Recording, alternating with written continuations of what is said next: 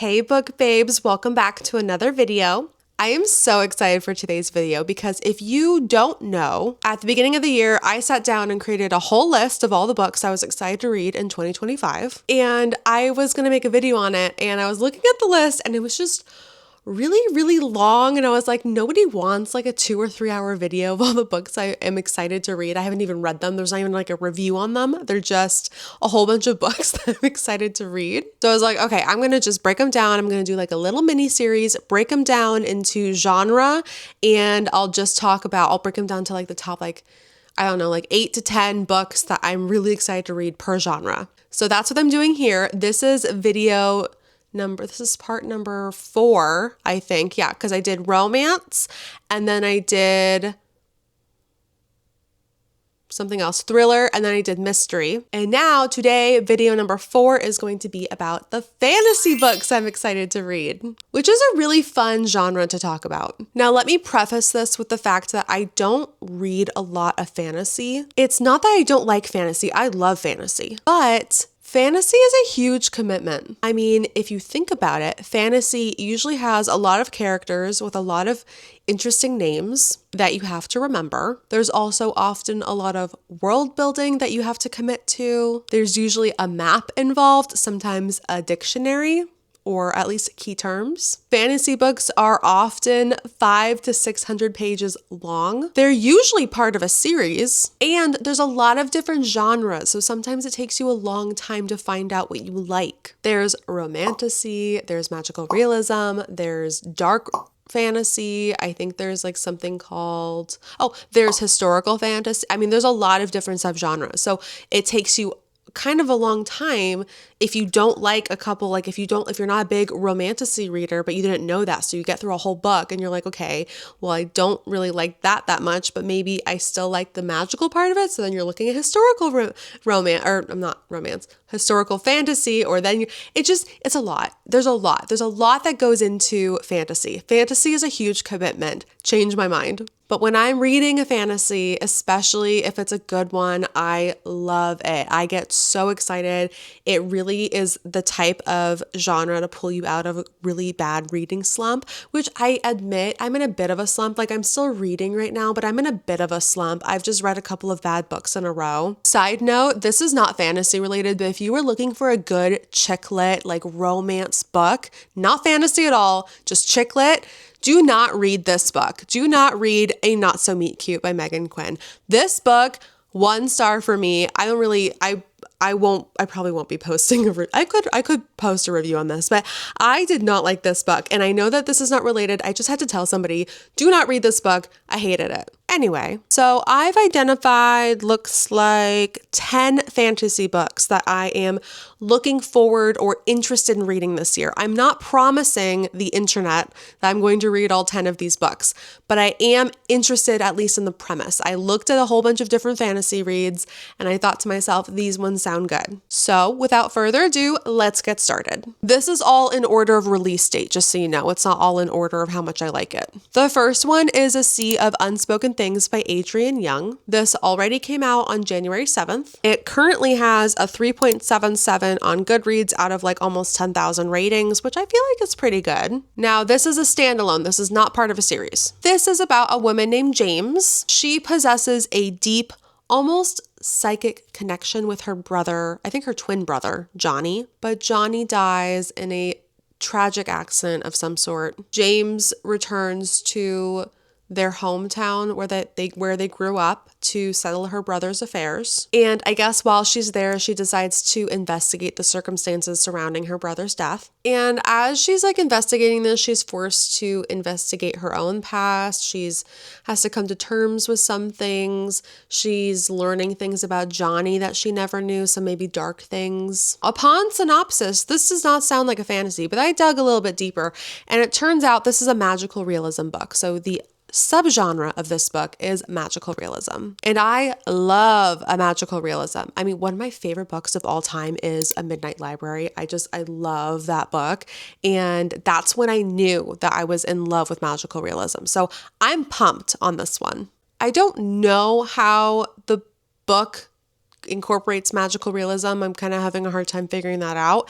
However, it is a good segue for book number 2, which is also magical realism. And book number 2 is Water Moon by Samantha Soto Yumbao. This book came out on January 14th. Can we just, the cover, I think I've already talked about this cover, but it sold me. I don't even know what this book is about, honestly.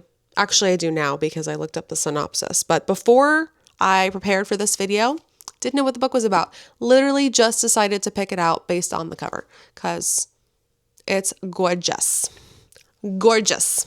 This is a book about a magical pawn shop. What? A magical pawn shop? Yes, I said a magical pawn shop. Not just a magical one, but a hidden magical one, a secretive magical pawn shop, which is honestly probably the best kind of pawn shop, really, if you think about it. This pawn shop is accessible only to those burdened with regret. This is not the kind of pawn shop that you would see on Pawn Stars. No, no, no, no. And apparently these regrets kind of manifest as like birds, like luminous birds, like beautiful luminous birds. And I guess they're kept in the shop for some reason. I don't really know. I wonder if that will be explained. So on to the plot. In Water Moon, we meet a woman named Hannah. Hannah inherits this pawn shop from her dad. So after taking ownership, I guess she goes into the shop one day and discovers that it's been like ransacked and a bird is missing maybe, and also her father is missing, which I'm kind of confused about, to be honest, because I thought usually when you inherit something, that person who gave it to you passed away. So I'm not understanding how her father went missing unless he was like cremated or turned, I don't know, it's a magical realism book. Maybe he was turned into a bird. I don't know. Anyway, Hannah embarks on a magical journey to find the missing bird and her dad. So this book is supposed to be very fantastical, it's also supposed to be like a really good, like charming kind of read, I don't know if it's a happy book, but it's supposed to be like a interesting, like thought-provoking and yet wholesome. I don't know if it's wholesome. I feel like that's the wrong word for this because the synopsis doesn't sound wholesome, but I've just heard like it's just like it's a good read. That's all I'm going to say. I think I've heard it's a good read. That's what I've heard. On Goodreads, it has a 3.91. So out of like 8,000 reviews, it's pretty good. Okay. Book number 3 is very obscure. I'm pretty sure that you've never heard of it. Just kidding. It's Onyx Storm by Rebecca Yarros. This book already came out on January 21st. It has a 4.29 out of 765,000 ratings on Goodreads. So people like the book. Although I've heard also people don't like it. So I don't know. The internet is skewed. My algorithm is skewed. But I've heard that people don't like it. I heard that people think there's too many characters. I don't know. I've only ever read Fourth Wing. I just read Fourth Wing for the first time like 3 weeks ago because I was like, okay, I need to hop on this bandwagon because everybody's talking about the Empyrean series. So I was like, okay, I should start it. I should try it. Now I know what you're thinking. Did I love it? No. I did not, unfortunately. I didn't hate it. No, don't get me wrong. I'm not like, oh yeah, I don't like this book. It's really, I gave it a 3.25. Review to come, but I gave it a 3.25 out of 5. And I was loving it when I first started. I don't know. I have some thoughts about this book. And it's not enough where I was like, I don't want to read any more of it. I'm definitely 100% going to read Iron Flame. Then I'm going to read, is it Iron Flame? Yeah, that's what it's called, Iron Flame. And then I'm going to read Onyx Storm. And I know that there's supposed to be 5 books in the series. So I do intend on reading the whole series. Like I read these books out of FOMO, but I did enjoy the story and I appreciated kind of the attempt. And I'm hoping that it kind of, often in a series, the first book is just introducing all of these characters. So it's not anyone's ever favorite book of the series anyway. So I kind of want to give it another chance. Now, I'm not going to read the synopsis because I'm worried about spoilers, but all you really need to know is that this is the 3rd book in the Empyrean series. The first one is Fourth Wing, the second one is Iron Flame, and the third one is Onyx Storm. And Onyx Storm just came out. The whole internet is talking about it.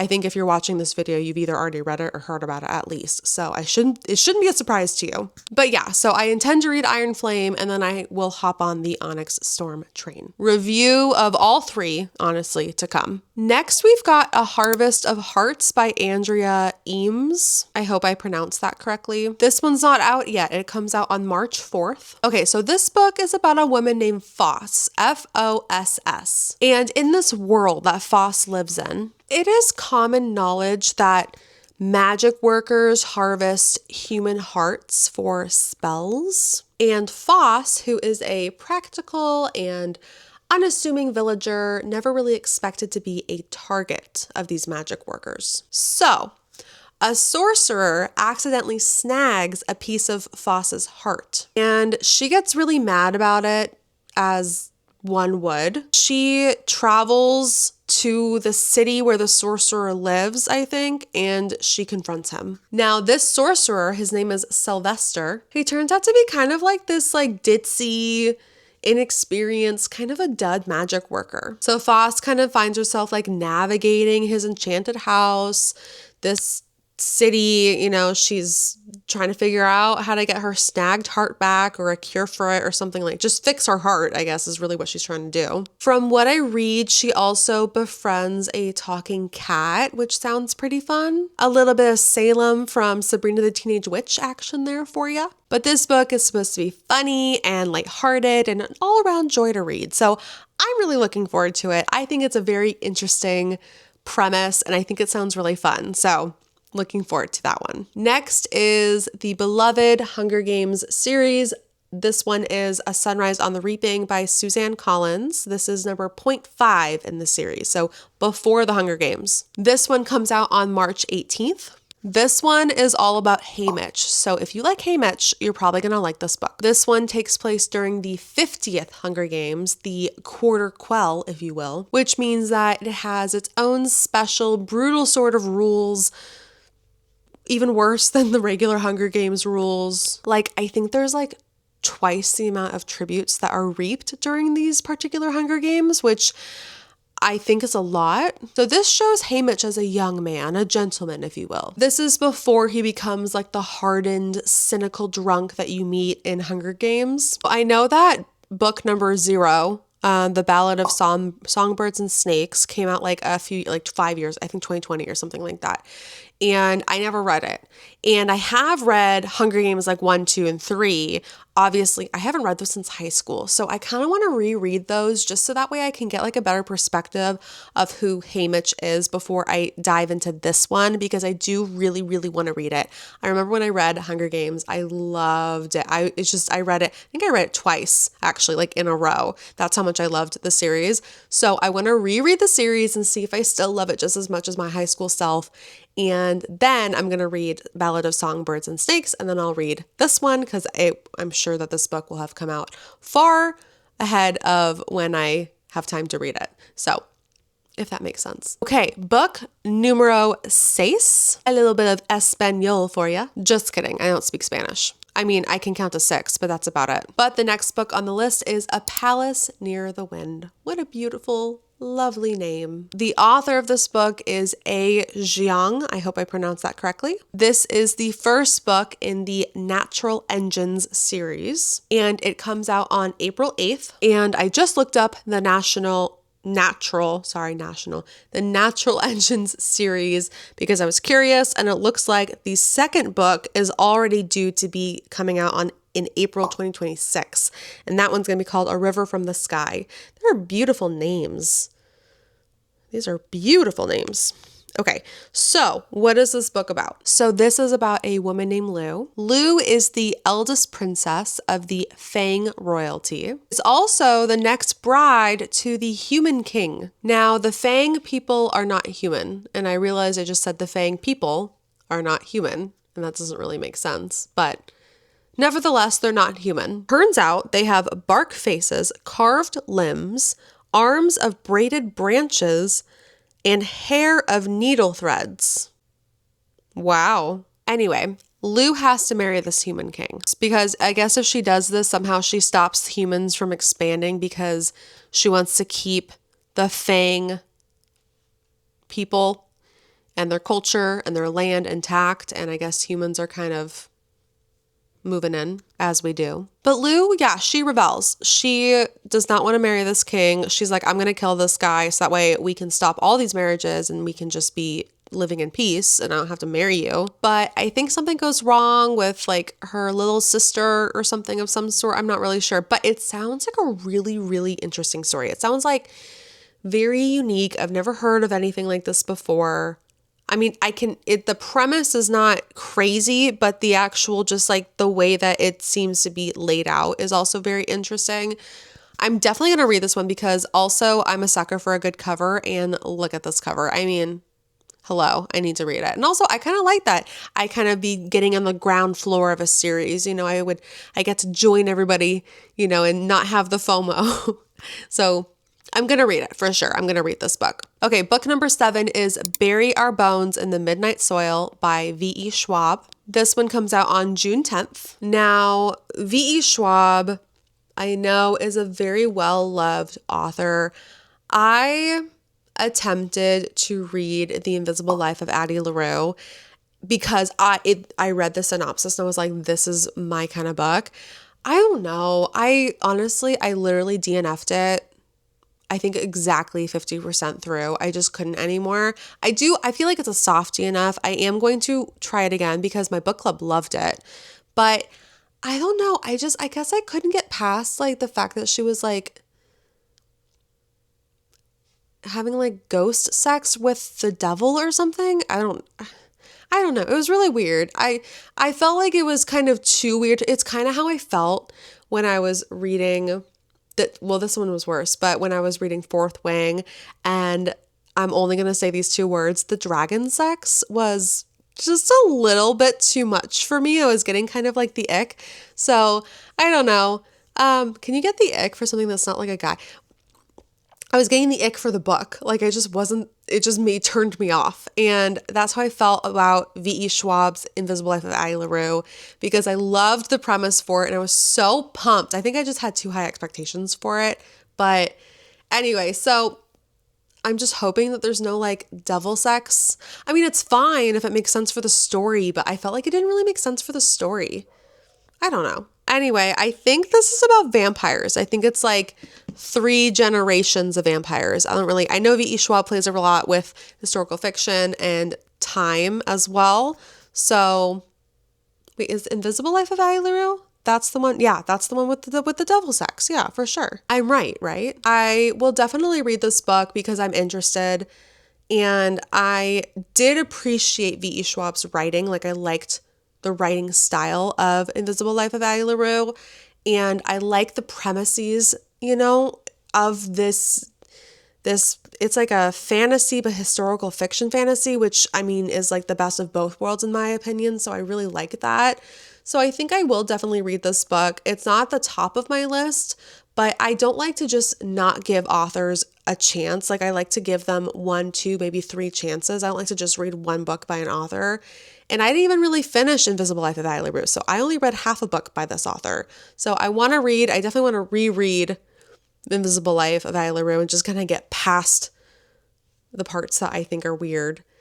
And I hope that there's not as many weird parts in this book, but people love her. People love V.E. Schwab. People love like just any book written by V.E. Schwab. So maybe I will too one day. We'll see. Okay, next we've got Katabasis by R.F. Kuang. This one comes out on August 26th. R.F. Kuang wrote the book Yellowface, which was wildly popular when it came out. R.F. Kuang also wrote the book Babel, which was also extremely popular. And now she's written Katabasis, which I feel like the cover kind of looks a little bit like the cover for Babel. I haven't read any of these books, by the way. Like, these are all on my TBR. I just never... For whatever, there's just too many books. There's too many books to read. Like I don't have time to read. I have to work a 9 to 5. I don't have time to read all these books. Anyway, I think in this book, like graduate students, they're not even college kids. These are graduate students. And I think that they journey to like hell because they're trying to like save their professor's soul, which is really sweet if you think about it. Like, I don't think I liked any of my professors that much. I think this is like high fantasy. Like this is like intense high fantasy with like a lot of like maybe nods to like Greek mythology, and I'm here for it. I love a good like intense fantasy read like that. We're like with I feel like I could use like a serious read like that. So I feel like it's also an interesting idea, like two humans have to journey to hell to save their professor's soul. Like that's interesting. Like who thought of that? Like that's like something you think about. Like that's like you have a dream and then you wake up and you're like, oh my gosh, like I just had a dream that I had to go to hell to save my professor's soul. And then you write a book about it. Like that's what that is. This book sounds like a fever dream, but I'm here for it. Okay, I accidentally put these out of order because book number 9 is The Anatomy of Magic by J.C. Cervantes. And it comes out on March 11th. So just on your little mental note list, just move this up to like book number 4 or something. I think this one, or book number 5. I think this would be technically book number 5. But anyway, this is the next book on the list, The Anatomy of Magic. And it's about Lillian. She is an OBGYN. Love that for her. And she has like this secret power where she can like manipulate people's memories. But something goes wrong and like her powers somehow go like spiraling out of control. So she goes home to her hometown in Mexico and she sees like her first love there. And I think this is just like a story of love and like her trying to get her magic back. So I think it's like a non-serious type of fantasy, like nothing like the previous book I just mentioned, which I already forgot the name of, but it takes place in hell. Yeah, 2 completely different fantasies. Okay, so the last book on the list is A Far Better Thing by H.G. Perry. This comes out on June 17th. I think this is like historical fiction fantasy again, which I love. So this is about a man named Sidney. He was stolen by fairies when he was a kid, and they made him be like a servant for them, which is like no fun. And now that he's an adult, he wants to get revenge on the fairies. So I think this sounds interesting. I've actually never read like a fairy fantasy, and I know what you're thinking. Well, what about ACOTAR? No, I haven't read ACOTAR. I know. I haven't read ACOTAR. Although I'm a little nervous because, once again, I'm okay with smutty books. Like smut is fine with me if it makes sense for the story. And I have heard that in ACOTAR, there's a lot of unnecessary smut. I don't know. You tell me. Leave a comment below if you think ACOTAR, or honestly, Fourth Wing. If you think Fourth Wing has too much, not just Fourth Wing, but the whole Empyrean series, do you think there's too much smut, like unnecessary smut? I like it when it makes sense for the story. Like if it naturally aligns with how the story progresses, then yes, add all the smut that you want. But if you're just writing a book that's simply smut and then you're adding in dialogue in between, that's not for me. That's just not the book for me. Anyway, I don't expect there to be a lot of smut in this book, so I think that we're safe. I'm looking forward to diving into a fairy fantasy book because I don't know a lot about like fantasy, like fairy fantasy, like the lore behind it. Like I know like changelings, like I've seen Outlander. Was Outlander have fairies in it? For some reason, I thought Outlander had fairies in it. Maybe not. You know what does make me think of, if any of you have seen the movie Eurovision with Will Ferrell. What's wrong with my brain? With Will Ferrell and Rachel McAdams, there's like it's funny. It's a funny movie and it's not really about fairies, but they talk about fairies in it because they're from Iceland. So I wonder if it's like that, like, because there are changelings. They talk about changelings in Outlander. I remember now. Yeah, they talk about changelings in Outlander, and I feel like that kind of like brought me into the interest of like the fairy lore. So I feel like this book might kind of like drive that home for me. I don't know if I'm making any sense, but that's all the books I have for today. Let me know if any of these fantasy novels are interesting to you, or if they're on your list, or if you're just hearing about it for the first time now and now they're on your list, or if I gave the most awful description of all of these books and you're like, okay, Pamela, I will never read any of the books that you recommend ever. If that's the case, I'm really sorry that I had such a profound effect on you. Just kidding. So this was part number 4 of all the little, genres I want to read this year in 2025. I started with romance, then I went to thriller, then I went to mystery, because mystery and thriller are often very different from each other. And then I went to today, which is fantasy. I'll be doing historical fiction. I feel like that's it. I'm contemplating if I want to do a nonfiction. Let me know if you'd be interested in a nonfiction one. I don't think it will have as many, but there are some like biographies that I'm interested in reading this year. And yeah, I don't know. We'll see. I have to look into it, but let me know if that's something that you might be interested in reading, or if there's any other genres that you can think of that like I just didn't touch base on. I'm sure there's many other genres I didn't even think of. But if you want me to do a video on all of those books that I might be interested in reading, let me know. If you're interested in any of those videos, or you're interested in any of my other videos, I post a lot of like bookish reviews, bookish things, book hauls. I'm trying to post a review of like every book I read this year, which is why, unfortunately, I'm probably going to post a review on this terrible book right here, but maybe it'll be a good review. Maybe it'll save some people from reading this book. I don't know. But if you're interested in any of that, please feel free to subscribe so you don't miss another video from me. I post, I think, twice a week, I would say. I'm trying my best to post twice a week because I have a lot of thoughts on books. Anyway, so if you're interested in that, go ahead and subscribe. Leave a comment below if there's anything that you want to see from me. And I'm going to go ahead and end the video there. So thank you so much for watching, and I'll see you in the next one. Bye, everyone.